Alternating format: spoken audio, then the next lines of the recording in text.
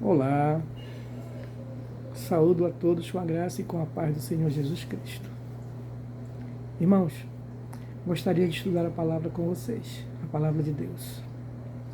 E escolhi um tema que está no Evangelho de João, capítulo 3, do versículo 1 ao 21.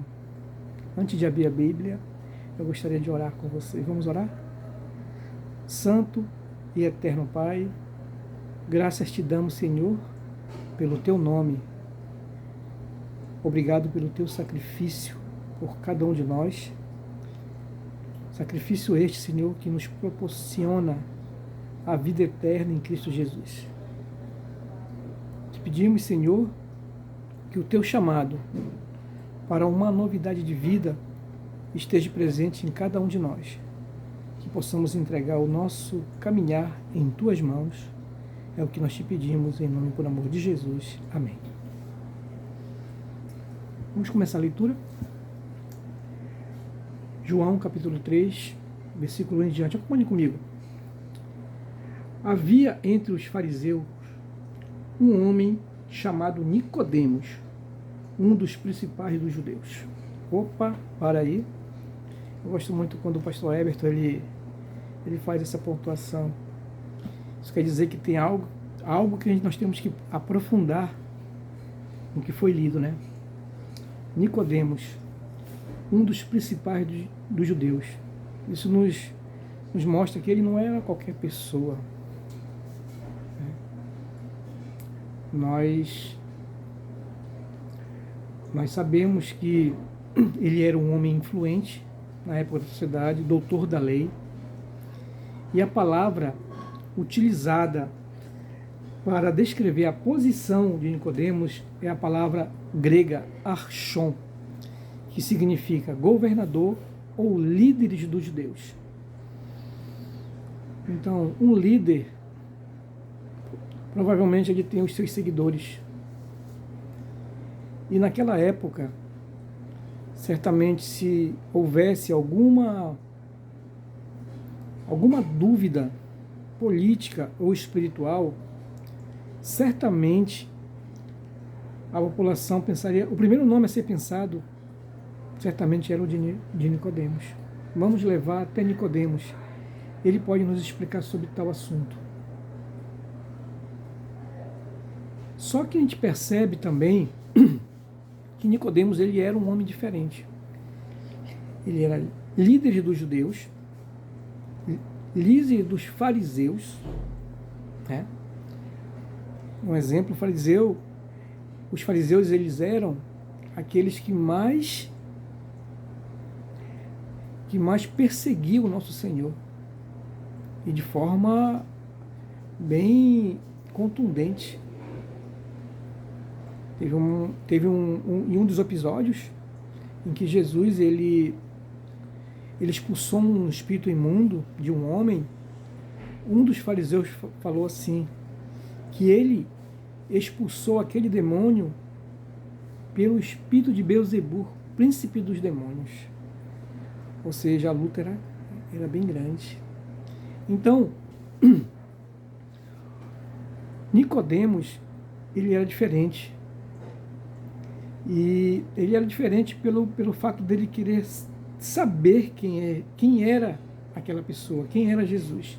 Continuando, irmãos. Este, de noite, foi ter com Jesus. De noite. Aí nós já começamos a tentar conjecturar. Por que a noite, né, irmãos? Porque na calada da noite. Isso é uma coisa que nós podemos tirar várias conclusões. E uma das mais coerentes é por ele ser o líder dos judeus. Se ele tivesse alguma coisa com Jesus, era para levar os guardas para prender a Jesus. Esse era o mais coerente entre eles. E por medo, por não querer se expor, Nicodemos escolheu este momento para ter com Jesus. À noite, onde as pessoas estavam provavelmente em suas casas, ele foi falar com Jesus. Vamos continuar o texto. Aí a palavra foi, aí Nicodemos tomou a palavra, ele chegou dizendo assim: Rabi, ou seja, mestre, sabemos que és mestre vindo da parte de Deus, porque ninguém pode fazer estes sinais que tu fazes se Deus não estiver com ele. Provavelmente Nicodemos, ele acompanhava ao Senhor Jesus, acompanhava de longe, sabendo das coisas, deve ter visto muitos milagres que o Senhor realizou, muitos sinais. E aquilo ficou, provavelmente aquilo remoeu dentro do coração dele. Ele estava em conflito. Pois ele, como um doutor da lei, ele estava esperando o Salvador, o Messias, que viria para libertar a nação do jugo dos romanos. Só que a conta não fechava. Poxa, Jesus, homem simples, não tem posses. Prega o amor, prega a salvação. E ele foi ter com Jesus. Continuando.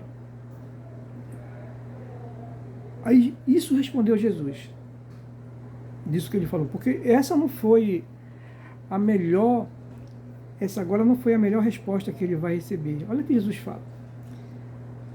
Em verdade te digo, que se alguém não nascer de novo, não pode ver o reino de Deus.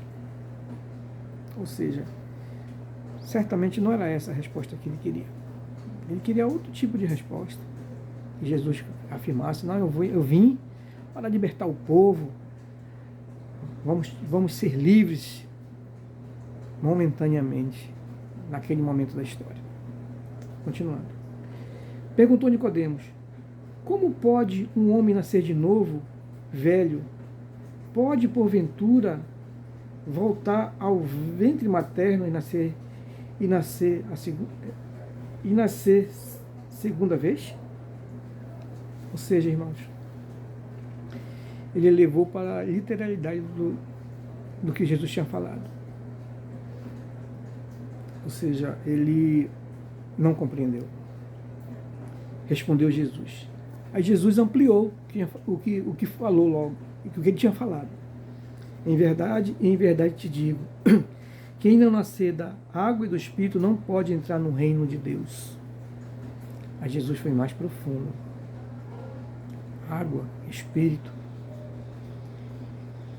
E eu acho que isso que Jesus falou, acabou de falar, isso deu mais uma meia volta nos pensamentos na cabeça de Nicodemos.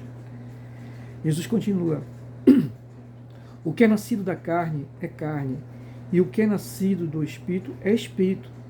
Não te admires de eu te dizer: importa-vos nascer de novo? Aí Jesus continua: o vento sopra onde quer, ouves a sua voz, mas não sabes onde vem, nem para onde vai. Assim é todo o que é nascido do Espírito. Aí a volta foi completa na cabeça dele. Ele não entendeu. Por que ele não entendeu, irmãos? Porque a palavra que o Senhor estava falando a ele eram palavras espirituais. E a palavra de Deus só pode ser compreendida se você estiver em espírito.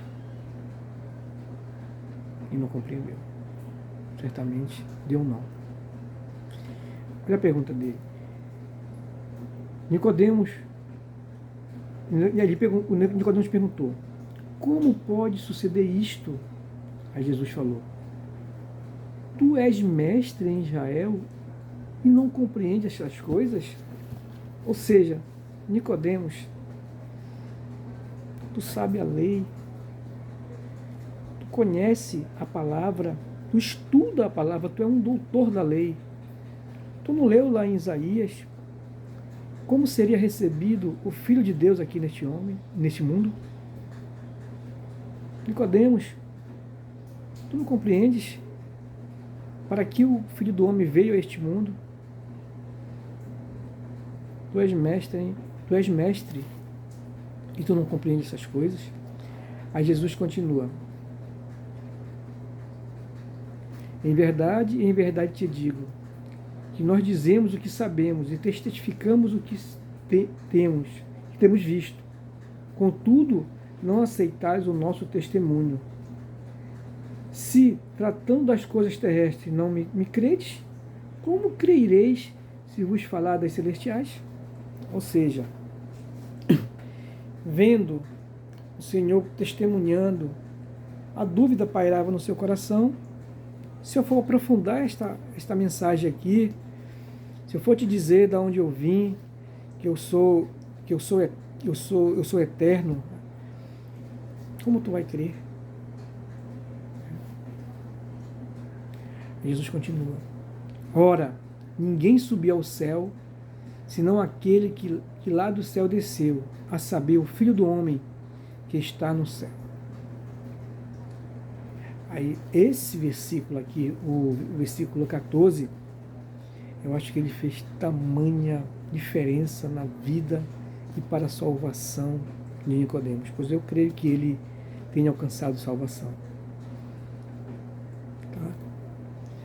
Jesus fala assim: e do modo porque Moisés levantou a serpente no deserto, assim importa que o Filho do Homem seja levantado, para que todo que nele crê tenha a vida eterna.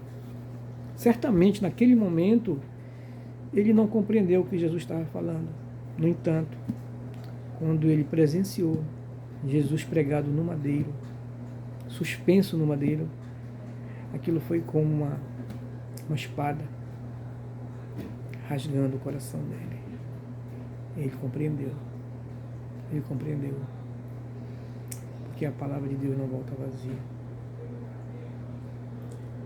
Queira Deus que ele tenha aceitado e que ele esteja esperando a vida eterna em Cristo Jesus.